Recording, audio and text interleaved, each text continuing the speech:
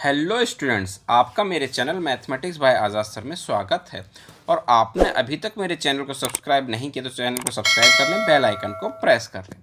और आज हम बेटा आपकी 8वीं क्लास की विज्ञान की वर्कशीट नंबर 20 करने वाले हैं, जो कि 9 दिसंबर के लिए है। यहाँ सभी बच्चे अपना नाम लिखेंगे, यहाँ पे कक्षा अध्यापक या अध्यापिका का नाम लिखेंगे। और आज हम पढ़ने वाले बेटा चैप्टर प्रकाश। आज हम प्रकाश परावर्तन के नियम और समतल दर्पण में बनाने वाली प्रतिबिंब के लक्षणों के बारे में जानेंगे। ठीक है, प्रकाश परावर्तन के नियम क्या है बेटा? पहला नियम हम पहले भी पढ़ चुके हैं बेटा इस नियमों को। पहला नियम कहता है आपतन कोण सदैव परावर्तन कोण के बराबर होता है। जो आपतन कोण होता है वो सदैव परावर्तन कोण के क्या होता है बेटा? बराबर होता है। ठीक है, प्रकाश परावर्तन का दूसरा नियम, ये नियम कहता है कि आपतित किरण आपतन बिंदु पर अभिलंब तथा परावर्तित किरण ये सभी एक ही तल में स्थित होते हैं।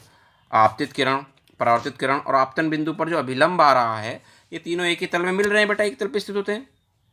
ठीक है, तो ये दोनों नियम ही आपको याद होने चाहिए कि आपतन कोण सदैव परावर्तन कोण के बराबर होता है और आपतित किरण आपतन बिंदु पर अभिलंब परावर्तित किरण एक ही तल में स्थित होते हैं। आगे बेटा समतल दर्पण में प्रतिबिंब, आओ इसे गतिविधि द्वारा करें कि समतल दर्पण में प्रतिबिंब किस तरह से बनता है, उसको एक गतिविधि द्वारा हम करते हैं बेटा। तो देखिए क्या है आपकी गतिविधि।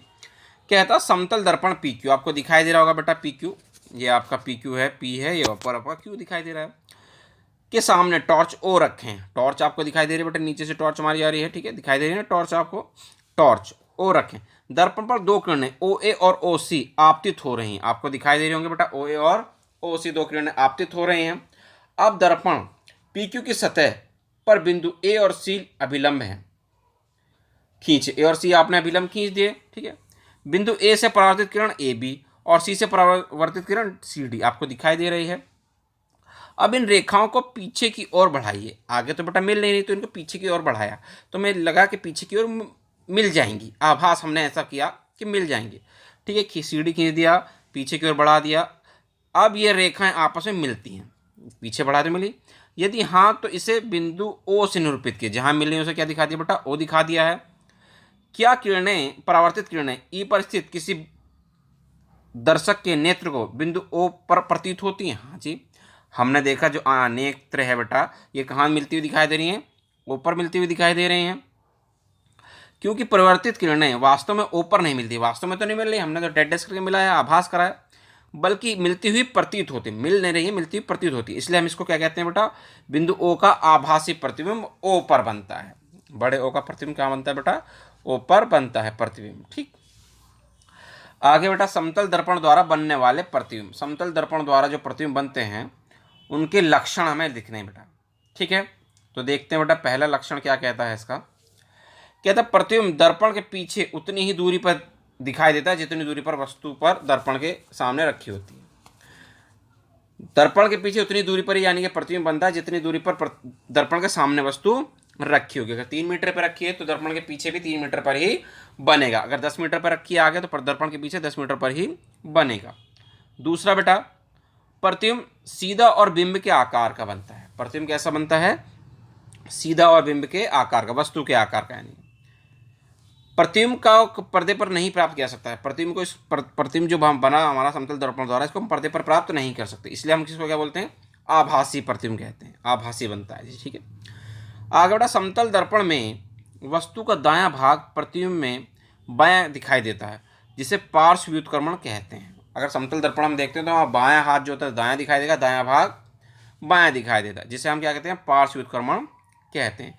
इसलिए बेटा एम्बुलेंस जो होता है गाड़ियों पर वो उल्टा इस तरह से लिखा होता है, ताकि जब हम पीछे देखें समतल दर्पण से पीछे की ओर देखते हैं, पीछे गाड़ी जो आ रही है तो हमें दाएं दिखाई देती है। ठीक है, एम्बुलेंस हमें ठीक सीधा दिखाई देगा।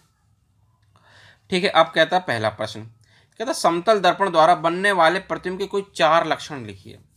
4 लक्षण बेटा लिखते हैं समतल दर्पण द्वारा जो बनने हैं। कितने लक्षण लिखने बेटा? 4। तो देखते हैं आंसर इसका, ये रहा बेटा इसका आंसर पहले क्वेश्चन का, समतल दर्पण बनने वाले प्रतिबिंब के लक्षण। 4 लक्षण लिखने हैं। ठीक है बेटा, ये एक हो जाएगा, ये दूसरा लक्षण, तीसरा और ये चौथा लक्षण। तो कहाँ से कहाँ तक उतार देंगे बेटा? यहाँ तक आप कर लेंगे। ठीक है, यहाँ से यहाँ तक आप कर देंगे। पहला लक्षण देखिए, प्रतिबिंब दर्पण के पीछे उतनी ही दूरी पर दिखाई देता है जितनी दूरी पर वस्तु के दर्पण के सामने रखी होती है। मैंने अभी आपको समझाया था कि अगर 3 मीटर की दूरी पर रखी हुई दर्पण के सामने तो 3 मीटर पर ही पीछे दिखाई देगी। प्रतिबिंब सीधा और बिंब के आकार का बनता है। दूसरा पॉइंट क्या था बेटा, लक्षण, प्रतिबिंब हमेशा सीधा बनेगा और बिंब के आकार का बनेगा। प्रतिबिंब को पर्दे पर प्राप्त नहीं कर सकता, और ये जो प्रतिबिंब बनता है बेटा इस तरह का, उसको पर्दे पर प्राप्त नहीं कर सकते, इसलिए इसको हम क्या बोलते हैं, आभासी प्रतिबिंब। जो प्रतिबिंब पर्दे पर प्राप्त नहीं होता उसको हम क्या बोलते हैं बेटा, आभासी प्रतिबिंब। चौथा है, समतल दर्पण में वस्तु का दायां भाग बायां प्रतिबिंब में बायां दिखाई देता है। वस्तु का दायां भाग प्रतिबिंब में कैसे दिखाई देता है, बायां दिखाई देता है, और बायां भाग दायां दिखाई, जिसे हम क्या कहते हैं, पार्श्व व्युत्क्रमण कहते हैं। ये 4 आपके लक्षण बेटा हो जाएंगे। ठीक है, अब देखते हैं इसका क्वेश्चन नंबर 2 क्या कहता है बेटा। दूसरा क्वेश्चन बेटा कहता, पिंकी दर्पण में अपना प्रतिबिंब देख रही है। पिंकी क्या कर रही है, दर्पण में अपना प्रतिबिंब देखती है, और दर्पण और उसके प्रतिबिंब के बीच की दूरी कितनी है, 4 मीटर। दर्पण और उसके प्रतिबिंब की बीच की दूरी दे रखी है बेटा, दर्पण और उसके प्रतिबिंब के बीच की दूरी 4 मीटर, यानी कि 2 मीटर आगे रखा होगा, 2 मीटर पीछे बन रहा होगा, इस तरह से 4 हो गए। यदि वह 1 मीटर दर्पण की ओर चलती है, 1 मीटर कहाँ चली बेटा, दर्पण की ओर चलती है, तो प्रतिबिंब और पिंकी के बीच की दूरी क्या होगी, प्रतिबिंब और पिंकी के बीच की दूरी क्या होगी, उसको हम देखते हैं इसका आंसर बेटा। देखिए बेटा, उसने कहा हमसे, दूसरे क्वेश्चन का आंसर है ये, आंसर नंबर 2 है ये। उसने कहा कि दर्पण और प्रतिबिंब के बीच की दूरी, ये दर्पण है बेटा, ये प्रतिबिंब है, उनके बीच की दूरी 4 मीटर है। तो जाहिर सी बात है वस्तु से 4 मीटर आगे रखी होगी। ठीक है, अब उसने ये कहा कि अगर वो 4 मीटर आगे तो है ही बेटा, अगर वो 1 मीटर आगे आ जाए, वस्तु पिंकी जो है वस्तु से 1 मीटर आगे आ जाए, तो ये कितना बचा बेटा, 3 बचा। और इधर भी क्या बनेगी बेटा, 3 मीटर दूरी पर ही बनेगी बस प्रतिबिंब जो बनेगा।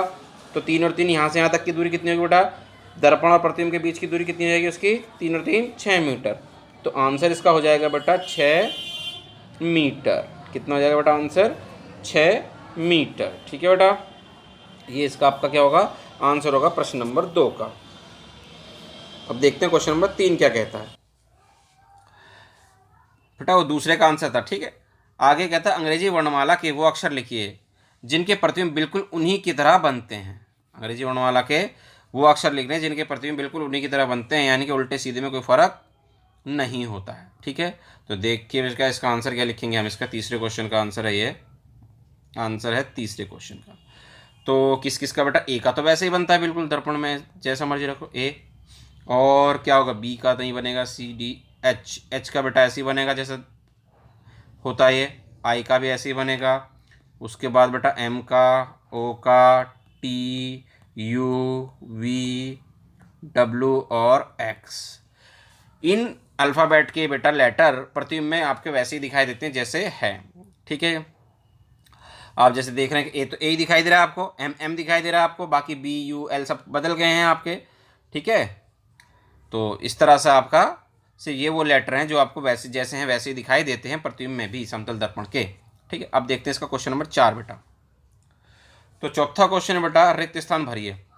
कहता है प्रतिबिंब जिसे पर्दे पर प्राप्त नहीं किया जा सकता वो क्या कहलाता है बेटा, आभासी प्रतिबिंब। क्या कहलाता है, आभासी प्रतिबिंब कहलाता है बेटा। ठीक है जी, क्या आ जाएगा खाली स्थान में, आभासी।